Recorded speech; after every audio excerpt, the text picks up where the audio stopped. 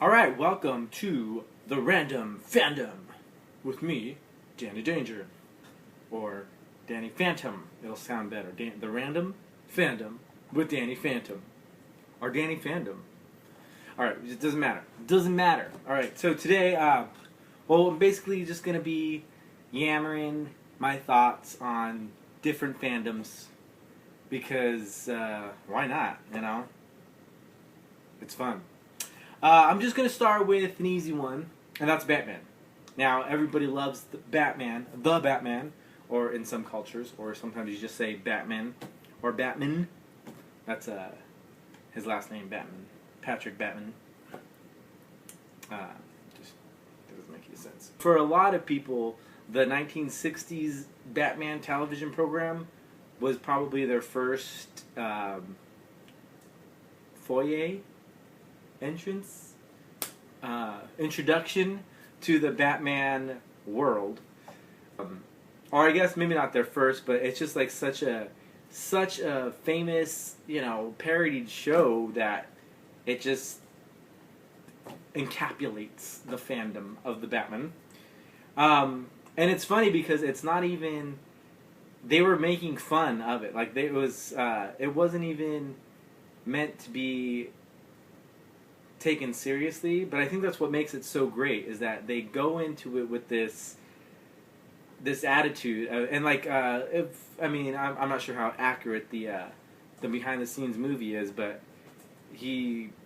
Adam West, like, he got it. Like, he's like, okay, this is supposed to be a comedy, this guy is ridiculous. Like, he has shark repellent, like, okay, shark repellent, because, they make that, and knockout gas could, but whatever. It's just all these like crazy things, and it's just so great because it was just so crazy, and there's all these like crazy villains, and like that version of the Catwoman, to me, I believe is the best version ever. Like even better than like the Michelle Pfeiffer version, pretty good. Pretty awesome. But they're just different. Like the classic Catwoman, Julie Newmar.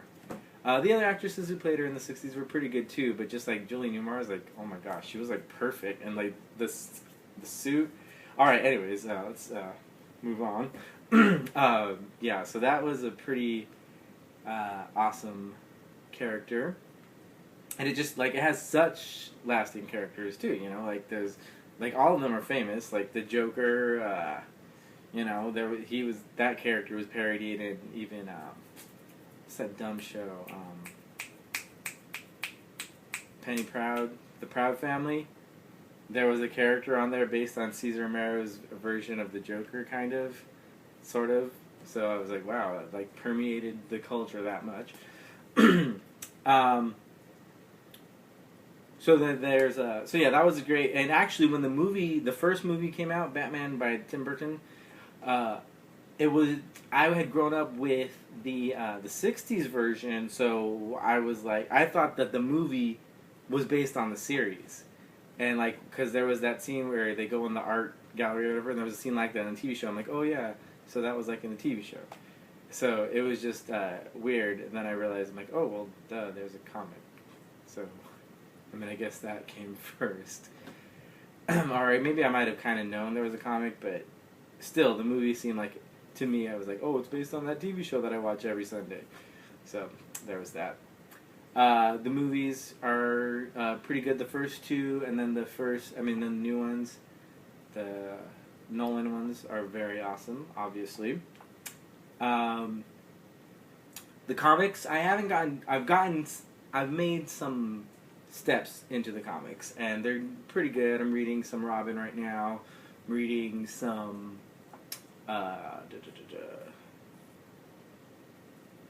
Gotham City Sirens. That's a good one. The one started the series, the arc or whatever, of his son coming in, and that's pretty crazy because I've seen all the panels of him posted. I'm like, he's crazy, that kid. So I thought it'd be funny to read about that guy, and it was pretty, because I had known that there was like Tim Drake and Dick Grayson, whatever. I had no idea. Then and there's also Stephanie Brown, and there's also Jason Todd, and there's Damian Wayne. I'm like, wow, there's like all these like Robins I had no idea about. So that was pretty interesting to find out about. And so now, now that I'm informed on the Robins, that's pretty nice mythology, and I'd like to, at some point, like right now I'm reading mainly about Tim Drake, well, and Stephanie Brown, I guess. They sort of go hand in hand. Yeah. So that's Batman. It's a great show, great comic book, great series. Siri, the digital assistant, she reads my comic books to me. I say, Siri, can you read for me Batman Under the Red Hood? Wait, anyways, that's a movie, but whatever. She reads the movie to me. She makes she gets the transcripts from the internet and she reads them. That's Siri. I got her working, you know. That's how I roll. Siri's supposed to help me. She helps me. She doesn't just like give me directions. She just reads, and she makes me dinner sometimes. You have to like really like pull her leg. Like, Siri, it's like 8:30. Can you make damn dinner already? I've been sitting here waiting for dinner. Where have you been? So I don't know. How do we get talking about Siri anyways? I'm gonna cut that part out. Anyway, so that's the Batman, and it's pretty cool. Watch The Dark Knight Rises. This isn't a commercial.